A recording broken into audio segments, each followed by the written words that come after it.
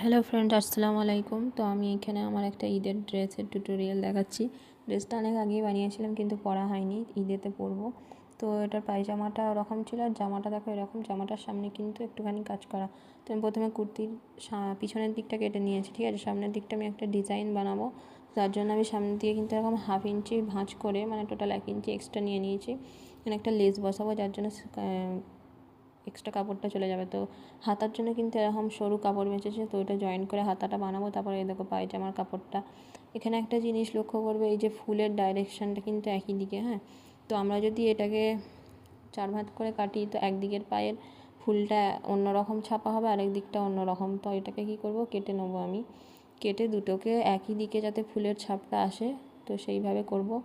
তো তার জন্য আমি এখানে দেখো যেখানে ভাঁজ আছে সেখানটা কেটে নিচ্ছি। তো এই পায়জামাটা দিয়ে কিন্তু আমি ভেবেছি ফার্সি সালোয়ার বানাবো। জানি না কেমন হয়েছে, সুতির কাপড়ে ফার্সি সালোয়ার কেমন লাগবে। তো এখানে 4 ভাঁজ করে রেখে দিয়েছি। তারপরে আমি পায়জামাটাকে আমার যেরকম মনে হয়েছে আমি সেরকম বানিয়ে কাটিং করে নিয়েছি, দেখো এইভাবে। তারপর এটা হচ্ছে ওড়নাটা সুতির না, জামাটা সুতির, ওড়নাটা এরকম জাল জাল। রেডি হওয়ার পরে কেমন লাগছে সেকেন্ড পার্টে আপলোড করব।